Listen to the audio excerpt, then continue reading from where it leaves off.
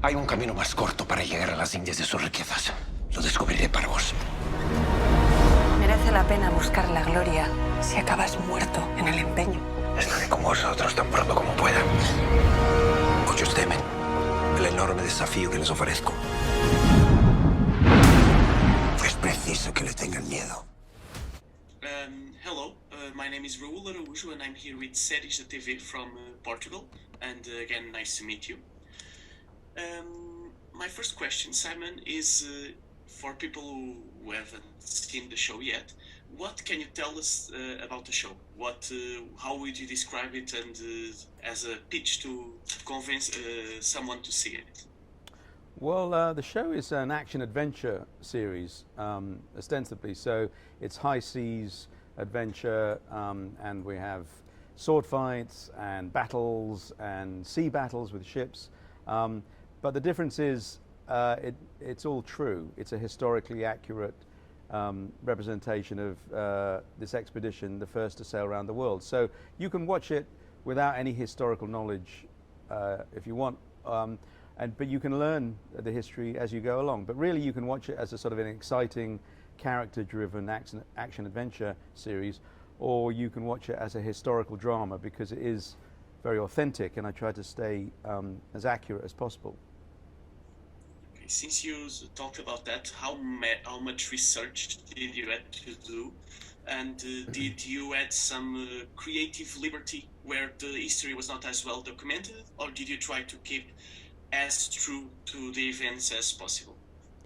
I try to stay as true to the history as possible, and it is actually quite well documented. Pigafetta's journal was the first thing that hooked me into it, really. I came to Madrid and I saw his book that he wrote on the journey and recorded everything they did, and it was such an incredible story. I didn't really have to invent anything, but seeing his book made me think this is a real person who wrote this, and these were real people who did it. And so that's what got me excited to start with. And that was over 4.5 years ago. And since then I did tons of research, and also relied on other people to download to me their research. So I didn't have to spend my whole life on this subject, but in a few years I did try and become as expert as possible. And the challenge was to condense it down into manageable amount of story that would fit into our format of 6 episodes, and really it was just picking the best bits that I thought would tell the story, but I still had to leave out quite a lot. But I didn't really have to invent any incidents because there was so much drama on these ships between the characters emotionally, but also physically, with fighting each other, fighting the Portuguese, fighting indigenous tribes. I didn't really have to invent anything. The only thing I did take license with was putting characters together which may have been on separate ships. So we start off with 5 ships, but we end up with 1. But I had to get some of our exciting characters, mainly our leads, Elcano and Magellan. I had to get them together because they are the 2 main characters, and they may not have been together for all of the expedition, but obviously for storytelling purposes, I put them together more than we know. We don't really know, but I decided those guys have got to be together. Okay. And how did you come across the idea or the project?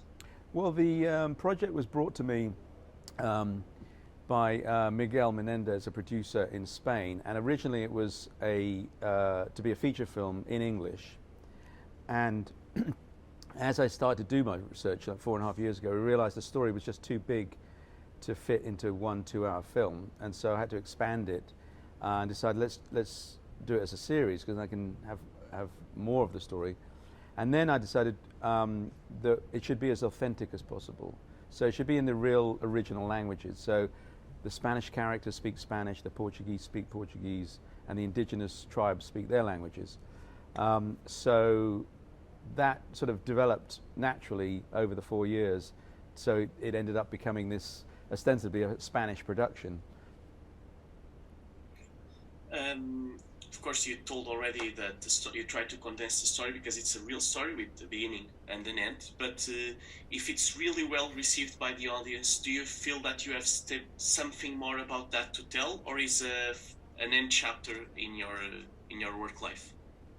I don't know. I think we pretty much sewn up this story. I mean, there were many other stories. I could see a parallel series almost, because we had 5 ships. You could go onto one of the other ships and tell the same story from several of the other characters. We tended to concentrate on the captains and the higher echelon. So we had, Magellan and Elcano's story mainly. But you could tell the whole story from the point of view of a lowly sailor, if you did a parallel series. I don't think I could carry much on with these same characters because I've really exhausted them, but you could certainly tell the story from many other perspectives. Okay. What would you say it was your biggest challenge on the set? I think the hardest thing is to make it authentic in a period way, because everyone has to look like they're starving, everyone has to look like they're 500 years ago, and then setting it all on the ocean. Filming on water is notoriously the hardest thing to do.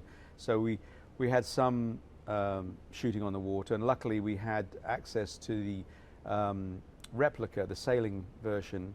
We built our own version for studio work, and then we had, which was exactly like the real one, and then we had the replica that actually sailed around the world. And then I actually used the sailors from that one, who really did sail around the world, as sailors on the ship. So all the guys in the series working the sails and the ropes have actually sailed around the world on that ship. So that was very authentic. So and it was great to have them around, because I could ask them technical questions or advice on what people would say and do in this situation. And not only did they know historically how it would work, they'd actually physically gone around the world on the same ship. So authenticity was the hardest thing to keep a check on. Okay. Thank you very much. I have time for one last question. Just wanted to say that I had access to the screeners, and I was able to see the first episode before, and I really liked it. I'm very curious to see the next 5. Is there any other future projects that you can already speak about that you are involved in? Not really. I mean, I'm always working on 5 or 6 things at once, and I never know which one I'm going to do next. And I know it won't be a period thing, and it won't be on a ship. But other than that, it could be anything. It could be a romantic comedy, could be an action comedy, could be sci-fi.